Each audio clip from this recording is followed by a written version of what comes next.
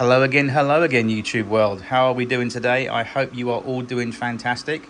Over in the UK in London, it's an absolute scorcher today out there. I've got every single air conditioning device we've got in the apartment switched on. It's actually been running up since last night. I've not turned it off, it's been so hot. So I'm seeking shade today in the living room with the blinds drawn, and hopefully you can see what I'm doing. Anyway, as the video suggests, this one's called I Heard It Through the Grapevine, and I'll show you how to do something very, very interesting in a minute. Anyway, before I go any further, a big shout out to my regular subscribers and viewers who regularly watch the videos and stuff on the channel. Thank you very much, guys and girls. And if you haven't seen this channel before and you like what you see, don't forget to hit the like and subscribe buttons. So, moving on. This is an empty bunch of grapes vine. You buy the grapes and they come in on a vine when you buy them from the shop. Why am I using it today? Well, you might think the idea is already before you, but if you're not sure what I'm going to do with it, I'll tell you. If we look at it from that angle, 4mm scale, thinking out the box, that would make an excellent tree. Because it's got the right diameter for the trunk of the tree, the branches are the right scale. It's actually very similar to the Gauge Master sea moss trees, the seafoam trees that you can get from Gauge Master, that are very similar to this. But this is a good old bunch of grapes that's been eaten. Very nice they were too. And I thought, why not save the stalk and use it to make a tree? And how are we going to go and do that? Well, what we're going to do here basically, as mentioned, everything scale-wise is the right size. And you might say, oh, well, how can you use something that, it might get moldy, it might get, Well, the simple answer is make sure that you wash it after you've eaten the grapes. Give it a good thorough wash under the tap. Then just let it sit on a shelf or somewhere and air dry for a day or two so it dries out. And then we can begin. So over here, I've got some artist watercolor paints. These are very simple to use. And we're going to be colouring or painting our tree to make it more lifelike into some trunk and branches sort of shade in a minute. So the first thing we're going to do is get out the old helping hands over here, like that. And we're going to put these in the helping hands, and I'll come back to you in a minute when we've done that. So stay tuned, go and get yourself a beverage of your choice, and I'll see you in a little bit. Okay, welcome back. So we've got the grape stalk in the helping hands here, as you can see. That's leaving me free to obviously to hold the camera with one hand, and also to come in with my little model clippers. They can be garden secateurs if you want now, because what we're going to do is this come in and we're just going to trim off any excess bits like that. Just give it a bit of a trim up where the grapes were attached on there. Don't really need those parts really, so we'll just give it a little bit of a haircut. Not much.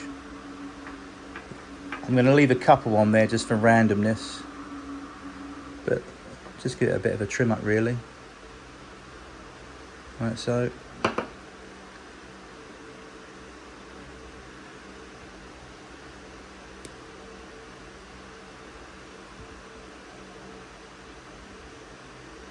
I want that bit there, we can get rid of that.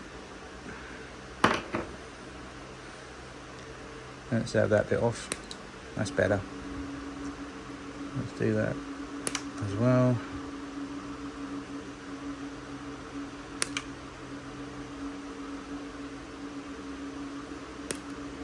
That bit on there.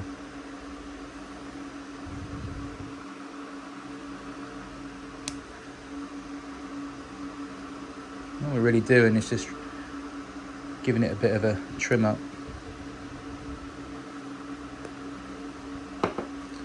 I think that's pretty much how I want that to do. How I want it to look, should I say. And then what I can do with the other hand, if this works, I'm not sure if it'll work or not, but if I can just loosen this up.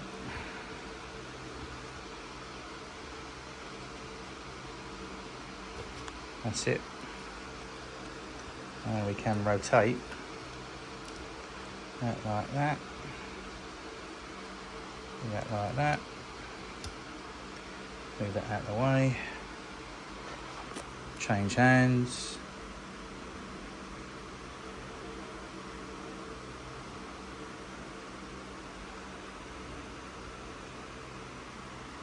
Yeah, that's about right.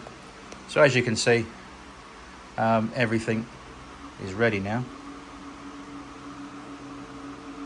So all we're going to do is I'm going to come in with my watercolours. I'm just going to mix that dark brown there first of all, get that on, and then we'll start layering it up as it dries with different colours to blend in the bark effect. So again, this is like, anyone can do this. So I'll just bring the camera in a little bit and it lets me come on. Thank you.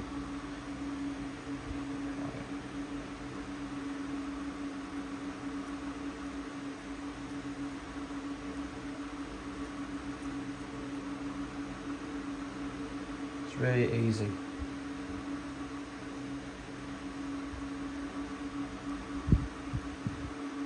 I'm not really going to sit here and do all of this, but already, can you see the difference?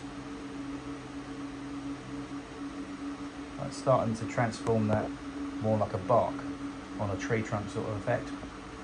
I'll do a little bit and then we'll move on with the next bit so it doesn't bore you too much. Just again, I'm trying to do this with one hand and paint with the other. Let me zoom out a little bit, that's better.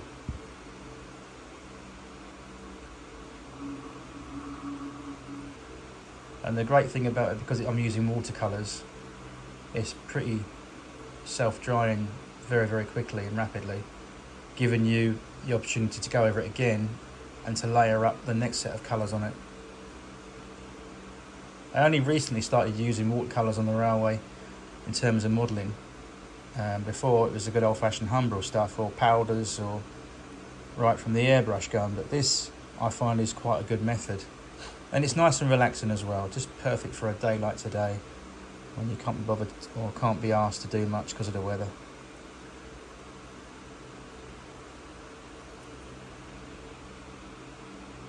See, it's very, very simple effect.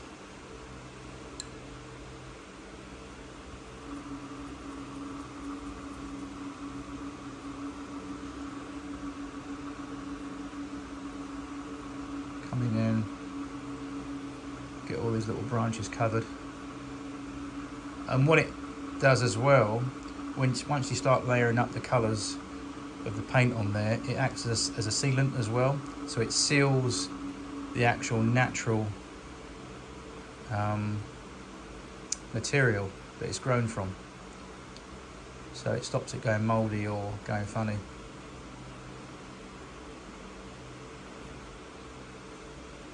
You think about it, there's so many natural materials in this world that compared to man-made stuff. I always think of the old-fashioned stuff I think of that my grandfather used to use was plumber's hemp, which is a very old-fashioned, I think it was made out of horse hair, and it's a very old-fashioned stringy material that goes around threads on pipes, mainly copper pipes and plumbing and things like that. You can still get it these days. Again, that stuff is excellent for modelling grass on model railways. I used to use that until the new modern stuff came in.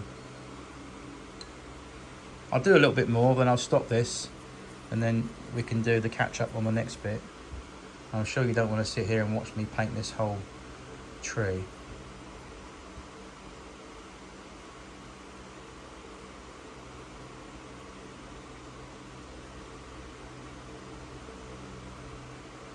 But as you can see, just for demonstration purposes, guys and girls, it is a very simple, fun little technique you can have a go at. So the next time that you go to the shop, or mum and dad goes to the shop to get some grapes, because grapes are good for you, whether you drink it in the wine version or you eat it in the raw natural version, grapes are good for the body. So next time you have some grapes at home, don't chuck away the stalk. Save it, wash it, dry it out, and you could start making your own trees. Anyway, I'll stop this now. In the next part of the video, this is all going to be covered, and I can take you through the next steps we're going to do. So again, I'll see you in a bit. Okay guys, well it's actually finished now. So I've just added some PVA glue to the tips of the little imitation branches. I've added some scatter material afterwards on there, and that's now drying. And I've lopped off the bottom where it was coming out at an angle, so it's more straight and it's easier to plant as well later on the layout. A very simple little idea you can do. And again, if you eat grapes in your household at home, this is a little idea that you can try out for yourselves. You can make your tree really bushy, or as much or as less as you want to. This is just the way I'm doing mine. I know roughly where I'm going to plant this. It's going to go near the water mill, on that part of the layout that I remodeled recently, and that you've seen on the updates. Anyway, hope yours turns out pretty good. If you try this idea, again, it's dead simple, very cheap to do. Again, all you need is watercolours. You don't have to use the enamel paints because it will give it too much of a shiny effect. What you want is a natural tone. And again, good use of watercolours in my opinion. A very cheap but very effective little tree. Okay, that's me done. Have a lovely day, and don't forget to hit the like and subscribe buttons. I'll see you in the next one.